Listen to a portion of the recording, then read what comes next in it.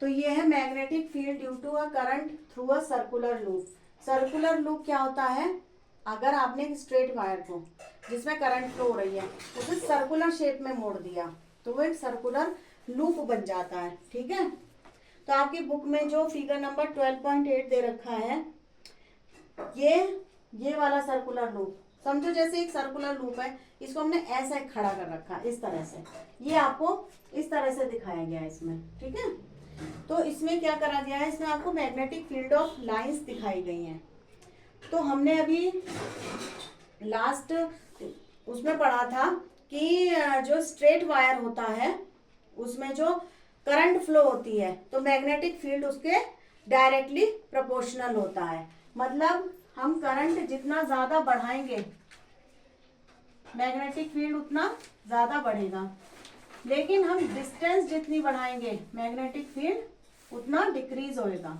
यानी कि जो मैग्नेटिक फील्ड होता है वो करंट के डायरेक्टली प्रोपोर्शनल होता है और डिस्टेंस के इनवर्सली प्रोपोर्शनल होता है। ठीक है, एक मिनट।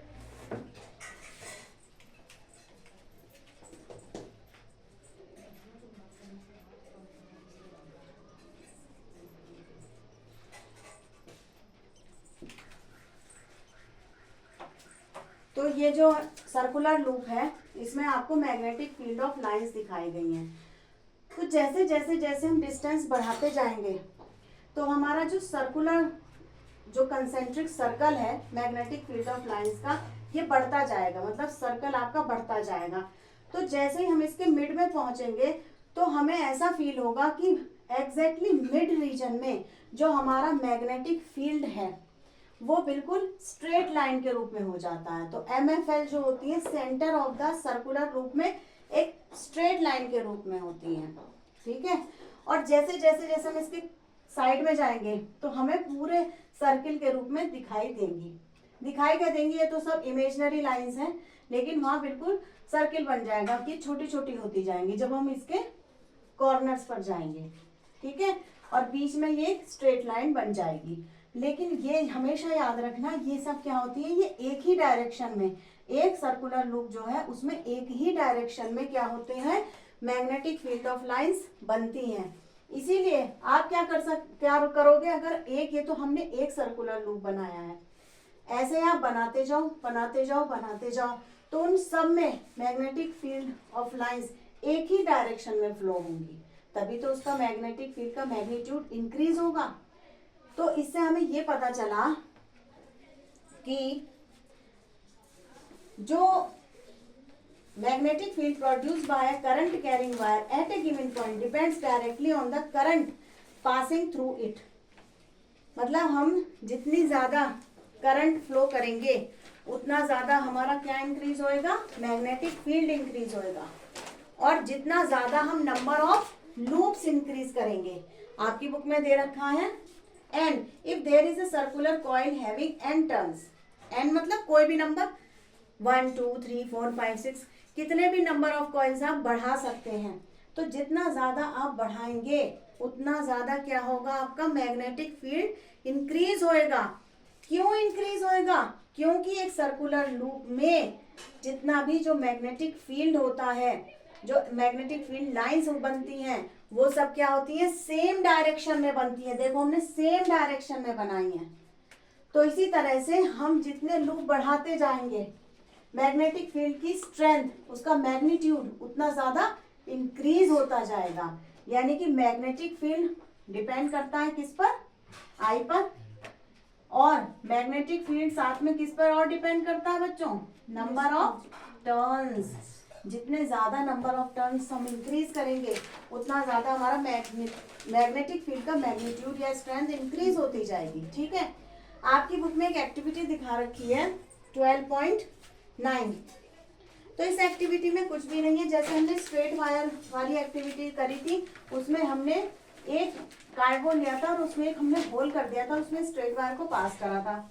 जस्ट लाइक यहाँ पर हम 2 होल करेंगे और उसमें जो स्ट्रेट वायर को पास करके उसका एक सर्कुलर लूप बना देंगे और उसे एक पूरा सर्किट से जोड़ देंगे। ठीक है, अब जब हम इसका स्विच ऑन करेंगे इसमें करंट फ्लो होगा तो इसमें क्या होगा, देखो आपको 2 कॉन्सेंट्रिक सर्कल्स बना के दिखा रखे हैं बुक में, और इसके बीचों बीच एग्जैक्टली आप देखना एक स्ट्रेट लाइन दिखा रखी है, क्योंकि जो सर्कुलर लूप होता है जब हम उसके सेंटर में जाते हैं तो जो हमारे कॉन्सेंट्रिक सर्कल्स बनते हैं उनका डायमीटर इतना बड़ा हो जाता है, वो इतने बड़े हो जाते हैं कि एक पॉइंट पर वो हमें स्ट्रेट लाइन के रूप में दिखने लगते हैं। ये पिक्चर एग्जाम में पूछी जाती है, और हमेशा याद रखना जब भी ये पिक्चर बनाओगे इसके सेंटर में आपको एक स्ट्रेट लाइन जरूर बनानी है, ध्यान रखना, तभी आपको मार्क्स इसमें मिलेंगे। ठीक है, अब इसमें आपका एक और आता है magnetic field due to a current in a solenoid, जो मोस्ट इंपॉर्टेंट है। एक छोटा सा पैराग्राफ है बच्चों, लेकिन इस पर बेस्ड इतने क्वेश्चन पूछे गए हैं कि आपको ये अच्छे से तैयार करना होगा। देखो अब लास्ट में बचा है हमारा magnetic field due to a current in a solenoid. Solenoid क्या होता है बच्चों, जब हम किसी भी इलेक्ट्रिक करंट फ्लोइंग वायर को लूप में कन्वर्ट करें, लूप बनाएं, लूप 1 लूप 2 लूप 3 लूप, देखो जैसे ये है, ये एक टाइप से सोलेनॉइड है। आप लोगों ने स्प्रिंग देखा है, पेन में भी लगा रहता है छोटा सा स्प्रिंग, उस स्प्रिंग को जब हम किसी मतलब सर्किट से कनेक्ट कर दें तो वो एक क्या हो जाता है, सोलेनॉइड हो जाता है। ठीक है, देखो ये सोलेनॉइड है एक टाइप से। ठीक है, और इसी सोलेनॉइड में अगर हम बीच में कोई सॉफ्ट आयरन का कुछ भी ऑब्जेक्ट रख दें या स्टील रख दें कुछ भी, तो वो इलेक्ट्रोमैग्नेट बन जाता है, it behaves like a magnet. ठीक है, समझ गए सोलेनॉइड क्या होता है, कुछ नहीं होता, बस ये सोलेनॉइड है, समझो। A coil of many circular turns of insulated copper wire wrapped closely in the shape of a cylinder is called solenoid। अब आपसे बहुत पूछा जाता है व्हाट इज सोलेनॉइड, कुछ नहीं, बुक में दे रखा है, लर्न कर लो। ठीक है, the pattern of the magnetic field lines around a current carrying solenoid is shown in the figure. Compare the pattern of the field with the magnetic field around a bar magnet. आप देखो ये solenoid के चारों तरफ जो magnetic field of lines आपकी बन रही हैं, एक ही डायरेक्शन में से निकल रही हैं और दूसरे साइड में अंदर जा रही हैं। ठीक है, तो ये आपको बार मैग्नेट की तरह नहीं लग रहा, जैसे बार मैग्नेट में हमने पढ़ा था कि एक साइड से मैग्नेटिक फील्ड ऑफ लाइंस निकलती हैं, दूसरी साइड में वो एंटर करती हैं आउटसाइड द मैग्नेट, पढ़ा था। तो जो सोलेनॉइड होता है वो किसकी तरह बिहेव करता है, बताओ, बार मैग्नेट की तरह। Yes, they are similar. In fact, one end of the solenoid behaves as a magnetic north pole while the other behaves as a south pole. एक एंड इसका किसकी तरह बिहेव करता है, नॉर्थ पोल की तरह, और एक एंड साउथ पोल की तरह। मतलब जहां से मैग्नेटिक फील्ड ऑफ लाइंस निकल रही हैं बाहर से, आउटसाइड द मैग्नेट, वो कौन सा पोल होगा, नॉर्थ पोल, और जहां एंटर कर रही है वो कौन सा पोल होगा, south pole. The field lines inside the solenoid are in the form of the parallel straight line. This indicates that the magnetic field is same at all the points inside the solenoid. That is, the field is uniform inside the solenoid. आप देख रहे हो solenoid के अंदर जितनी भी magnetic field of lines हैं ये पैरेलल है, ये कहीं पर भी इंटरसेक्ट नहीं कर रही हैं एक दूसरे को। तो जो पैरेलल लाइंस जहां पर होती हैं मैग्नेटिक फील्ड की, ये हमें पता है वहां पर कौन सा मैग्नेटिक फील्ड होता है,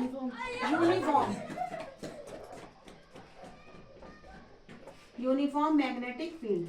तो सोलेनॉइड के अंदर यूनिफॉर्म मैग्नेटिक फील्ड होता है, means the magnetic field at which the magnetic field is same at all the point is known as uniform magnetic field. ठीक है, अब एक और पिक्चर दे रखी है आपकी बुक में 12.11। इसमें बच्चों क्या कर रखा है, कुछ भी नहीं कर रखा है। ये जो सोलेनॉइड है, मीन्स जैसे ये आपका सोलेनॉइड है, इसके बीच में हम एक सॉफ्ट आयरन को ऑब्जेक्ट रखते हैं। हम नॉर्मली क्या रखते हैं इसमें, आयरन नेल, और उसको हम सर्किट से कनेक्ट कर दें तो क्या होगा, थोड़ी देर के बाद ये जो हमारा आयरन नेल है ना, ये एक मैग्नेट की तरह बिहेव करने लगेगा। आयरन नेल, सोचो इस पर आयरन ऑब्जेक्ट क्या होते हैं, स्टिक होने लगेंगे, लेकिन कब तक, जब तक ये इसमें करंट फ्लो हो रहा है, मतलब ये टेम्परेरी मैग्नेट बन जाएगा। तो इसको क्या बोलेंगे, इलेक्ट्रोमैग्नेट। अच्छा, इसमें अगर हम स्टील का ऑब्जेक्ट रख दें वो भी रख सकते हैं, कोई दिक्कत नहीं है, वो भी इलेक्ट्रोमैग्नेट बन जाएगा। लेकिन पता है इसमें डिफरेंस क्या होता है, जो स्टील होता है ना फिर वो अपनी मैग्नेटिक प्रॉपर्टी को लूज नहीं करता है। जैसे ये आयरन, सॉफ्ट आयरन का कोई भी ऑब्जेक्ट तो लूज कर जाएगा, लेकिन स्टील नॉर्मली अपना मैग्नेटिज्म को लूज नहीं करता है। ठीक है, तो इसकी डेफिनेशन पढ़ते हैं।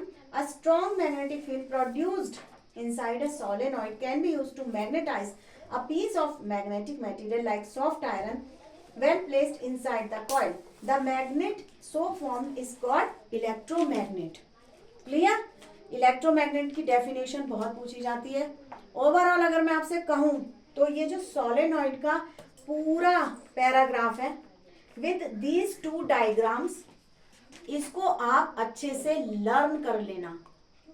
मैं देखो गारंटी के साथ तो नहीं कह सकती हूँ, लेकिन हाँ मैं श्योरिटी ले सकती हूँ कि इस पैराग्राफ से आपका 2 मार्क्स का क्वेश्चन इस बार के बोर्ड एग्जाम में आना पक्का है, याद रखना। ठीक है, तो आज आप घर जाकर अभी क्या करने वाले हैं, इन तीनों का जो मैंने 3 आज आपको पढ़ा है, स्ट्रेट वायर में, सर्कुलर लूप में, सोलेनॉइड में, तो इन तीनों को आपको पढ़ना है। इनमें जो मैग्नेटिक फील्ड है उसकी प्रॉपर्टी वो सब पढ़नी है। खास तौर पर आपको सोलेनॉइड पढ़ना है, समझ गए। कल जब आप आएंगे सबसे पहले आपसे क्वेश्चंस पूछे जाएंगे। ठीक है, आज के लिए फिर इतना ही रखते हैं, कल मिलते हैं, बाय।